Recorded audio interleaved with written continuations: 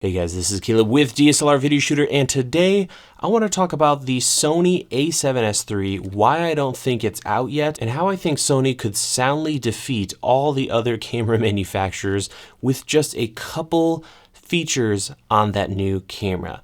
So let's start by saying that I don't think Sony is being beaten right now. I think they're in a great place and they're taking their time with the A7S.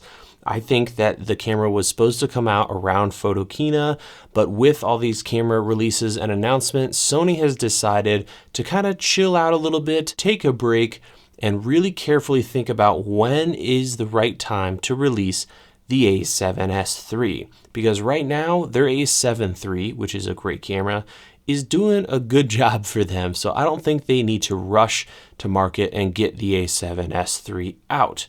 So that's why I think they're kind of waiting. Also, there was a recent great interview over at Cinema 5D's YouTube channel where they talked to a Sony executive and discussed the A7s III, why it's not out yet. Really not much was said in that video because Sony doesn't want to release any information right now.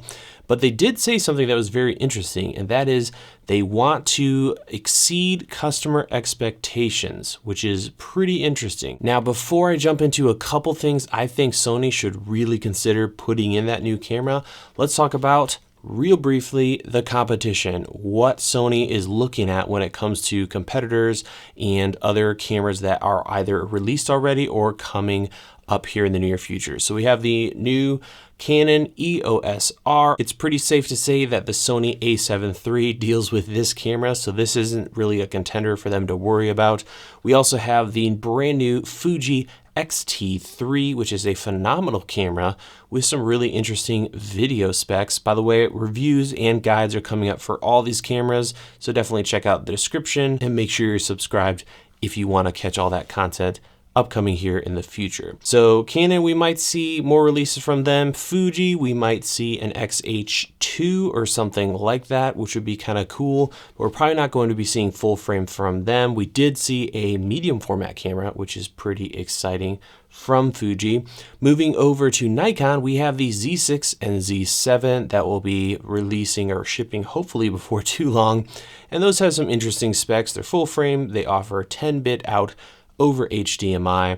And then finally we have Panasonic, which has the GH5, the GH5s, and now have announced that they're going to be releasing next year sometime the Panasonic S1 and S1R. So those are all the things that Sony is probably thinking about when it comes to their release of the A7s III. Now, there are two settings that I think would pretty much make the A7s III a complete winner for Sony. With these two settings added to that camera, I don't think people would be going for pretty much any of these other manufacturers. And those settings are, number one, a flip out screen. It sounds like such a little thing when you consider all the specs that make good cameras, but look at the market right now. There's almost nothing that has good autofocus, shoots full frame 4K video, and has a flip out screen. Right now, this camera right here, the Canon EOS R, is pretty much the only one that does that. Yes, it does do a crop at 4K, and that crop is significant, but if you want to do this and shoot 4K and have good autofocus, this really is the only camera. So if the A7s III has a flip out screen, this camera is pretty much dead in the water, and it's not going to take too much to kill this guy off. So that could be something that I think Sony should really consider doing, especially since the A7s III has always been a video-specific camera. So all those excuses of, people don't want flip-out screens, clearly the whole industry is yelling at Sony for a flip-out screen. And then the second thing I think Sony should really consider putting in the A7s III is 10-bit. I'm not saying internally, just over HDMI is all I would expect them to do and all they need to do. If they did that, first of all, even fewer people would buy the EOS R because it does 10-bit over HDMI. The other thing is people would be less interested in Fuji. And then when you look at Panasonic, yes, they will have a 10-bit internal camera next year, and it will be full frame, the Panasonic S1 and S1 R, but that camera is not going to have great autofocus. So again, it's that combination that's super rare. Flip out screen, solid autofocus, and a way to do 10-bit would be huge.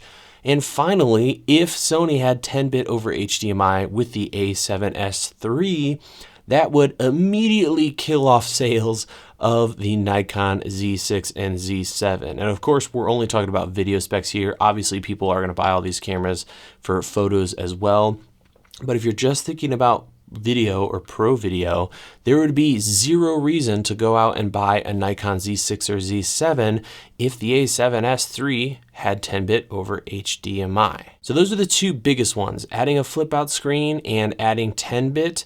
Those, coupled with Sony's 4K, their solid autofocus, and their color science that is slowly improving, and their solid lens lineup, would make a really strong move, in my opinion, by Sony.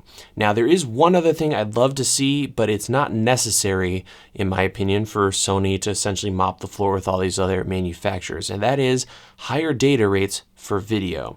I would love it. I doubt they will do this for us, but I would love to see something closer to what we see from Panasonic, 400 megabits a second, or these Canon cameras at 480 megabits a second. I think that would give Sony a massive boost when it comes to being able to work with these files, because that's the biggest problem I have with my A7 III is the low data rate and 8-bit. That combination just makes for really rough grading in post and all kinds of artifacts that I constantly see in my footage. But I don't really see them doing this. It would be a great bonus, but not necessary. Now, there are a couple other things that we need to keep in mind with this new camera, the A7s III. Sony already has a pro video line of cameras. We have the FS5, FS7, and others. Sony's not going to want to cannibalize those. So I'm sure we're going to see some interesting specs, but they're probably going to try to make sure that they're protecting those two cameras. Otherwise, everyone will just buy an A7s III and ignore those cinema or broadcast cameras. So they have to be tricky and careful with that.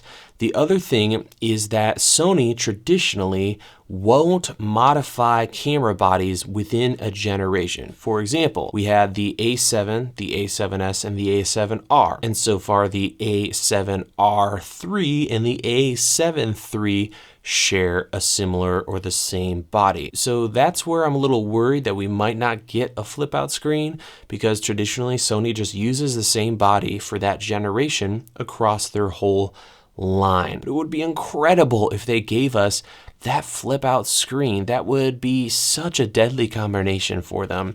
Even if they don't do 10-bit and that's the only thing they added to this camera, I think it would be pretty much a landslide. So those are just some thoughts I had on the A7s III. I'm really looking forward to seeing whenever they release this thing and how they strategically answer what's going on in the market today. They're in a really solid place, being very early to the full frame mirrorless sector. So looking forward to that camera. Stay tuned for several videos coming up. I just finished my A7 III guide. That is available. You can check it out via the link on the screen or in the description. We also have the Fuji X-T3 in the house. We're going to be comparing this camera and this camera, the A7 III, and the Canon EOS R, and the GH5 and GH5s. It's going to be quite the throwdown, and I cannot wait to go through a couple different categories and see how all these cameras stack up against one another. That's going to do it for this one, guys. Thank you so much for watching. We'll see you in the next video.